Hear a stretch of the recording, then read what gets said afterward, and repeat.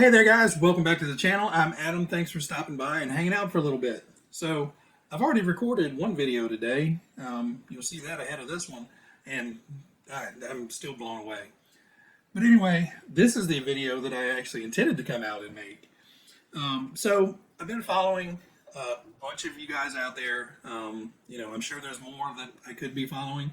To be honest, I'm having a hard time just even keeping up with videos at this point, between springtime and yard work and out here building and doing my own RC stuff, making videos, recording videos, editing videos, all that good stuff, and then trying to squeeze in that hour and a half of free time in the evening that I can sit down on the computer and actually watch some videos. I tell you guys to slow down, but don't. Keep cranking them out. I'll just have to figure out where to put them in the queue. But anyway, that's enough about me. So today's video is brought to you by Iowa Budget RC Bashers. Thad and Grayson have been cranking out videos on some really cool cars, and I completely blame him for what has happened. If you guys watch his channel, you know what I'm talking about. So recently over on Thad's channel, Thad and Grayson, over on their channel, they have taken one of these RadioShack frame buggy RC cars and have put a brushless motor in it and actual working servo instead of the little clack-clack servo. And the thing is nuts. You can hardly drive it because it just wants to spin the tires off of it. But it's crazy fast. So, I've been watching his videos and following along with what they're working on. And that led me to eBay and started watching a few things, and things happen, and next thing you know, cars show up in the mail. I'm sure all you guys have the same problem occasionally. But I got this for what I consider a steal. I think I paid 25, 28 bucks for the car, radio. The only thing wrong with it that I can tell, I have not put batteries in it yet, but the radio is missing the back panel for the battery. No big deal. But I've kind of looked over the car. The steering moves. There's no clicking or grinding. I can switch it between high and low, and there's no grinding or skipping of the gears or anything. Sounds okay. I mean, it sounds rough for an RC, but I'm used to building things that are kind of whisper quiet comparatively to a RadioShack car. But so plans for this is right now I'm just going to tear it apart a little bit. I'm not going to do a full, break every bit and piece down. But I am going to pull it apart, get some parts cleaned up. The stickers are in good shape, and I'll put some close-up pictures here at the end. But the stickers are all in good shape. None of them are peeling. None of them are really faded. Obviously, there's a little bit of fading on. Thankfully, the battery door is on the car. The battery compartment looks fine. A hint of a tiny bit of corrosion, but nothing that would have caused any kind of electrical damage in here with the wiring and stuff, because I have had stuff eat through wiring. I actually have an old video where I left some batteries in a transmitter, and the corrosion actually piped up from the battery tray at the bottom of the transmitter up the wires and ate into the circuit board. Totally destroyed the transmitter. So, if you guys aren't running your cars, take the batteries out of stuff. Bad things happen. But anyway, overall, car's in great condition. The front tires do have flat spots on them. The backs have very faint flat spots, but nothing noticeable. The backs are nice and squishy. No evidence of any major cracking or anything. Like I said, the fronts are a little bit rougher. They've kind of got a wobble to them. But I'm hoping maybe with some time and a little bit of WD-40 and a couple rubber bands around there, kind of trying to smush them back into shape, it may work. Right now, the biggest thing, and it's hard to see on the camera, but it's grubby. This thing looked like it had been played with a little bit and then stuck in a garage somewhere or a closet, and it's just basically been sitting there ever since. The bottom of it is not terribly scratched up. Some minor scratching on the front end up here on the ribs where obviously somebody drove over some gravel, and a few little nicks and scrapes in the rear. But overall, the buggy is in tremendous shape. Nothing's broken. All I had to do was pull a couple kinks out of the antenna wire, and hearing that little clang. I remember running these type of things around inside the house, and you know, you run up underneath of the kitchen table and the chairs and everything, and clang clang clang clang clang clang as it goes through. And the only reason I say is I think it's sat around so long is the controller is as gross as the car is. And I don't mean it's like gross, like it's been neglected or, you know, somebody was just a slob. It's just old. It's got 20 years of grime and stuff of just sitting around with dust on it. So whoever I bought it from, if you watch this video, I'm not calling you a pig, I promise. It's just, you know, old.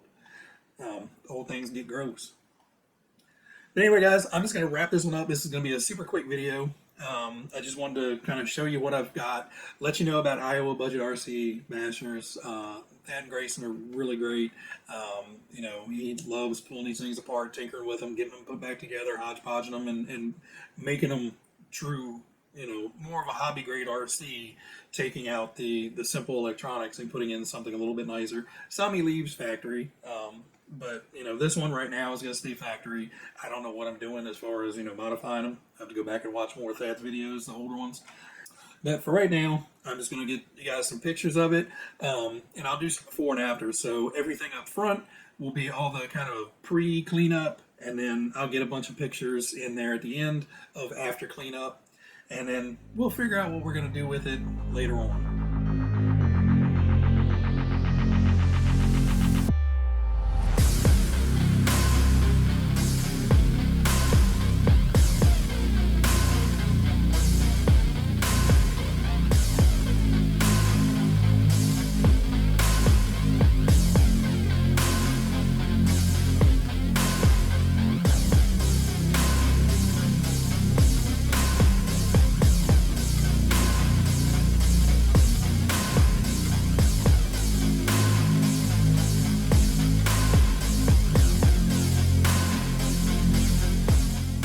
Alright, well, we've got it cleaned up. It's hard to see on camera, but it is a whole lot shinier. It is a whole lot cleaner. The wheels are now chromed, and tires are clean. Everything looks a whole lot better. Now, the stickers still have some kind of aged-in funk. The stickers, you know, some of them look really good. Like the 20 sticker up here looks great. This RadioShack sticker looks pretty good.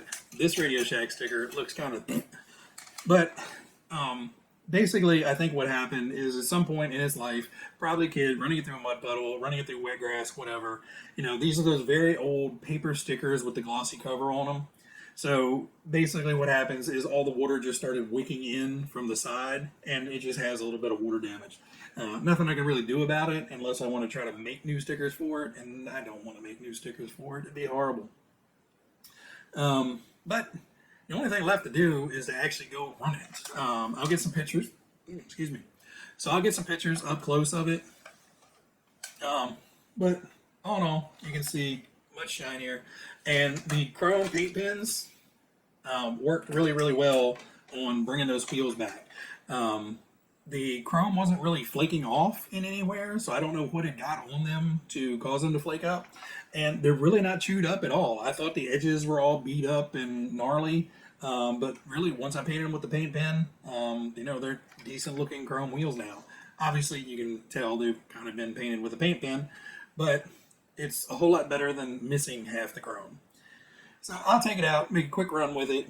It's probably not going to be fast. It's not going to handle well. It's not going to turn well. It's probably not going to do anything well. But it will be an awesome blast from the past. You know, I have not held or driven one of these type cars in, God, I can't even remember how long. Now, when my kid was little, she had a few RCs, you know, of the RadioShack. Mostly were like the New Bright, Eco type things you can get at Walmart. But a true RadioShack buggy, I probably haven't held one in my hands for 25, 30 years. So it's been a long, long time.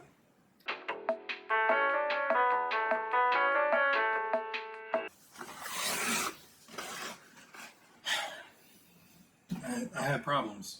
So we have the Fierce Warrior, which you'll see more on this later, maybe. I don't know. I can't help myself. I got on eBay and I found this guy, and then you know, this came up, and again, it wasn't terribly expensive, so it just happened. I'm really trying to stop. Anyway, Dad, this is your fault. So what we'll do is we'll take this guy out. Sorry, this antenna's about ready to poke me in the eye. So what we're gonna do is we'll take this out. We'll end it up with just some quick run around the driveway and stuff. You know, I don't want to get it disgusting and gross again after I just cleaned it up. But we'll go out there, get a little dirt on the tires, and see what it'll actually do. But anyway, guys, everybody out there, you guys be happy, be healthy, be safe. Thanks for tuning in for another adventure. And Lord knows what I'll buy next. So see you guys.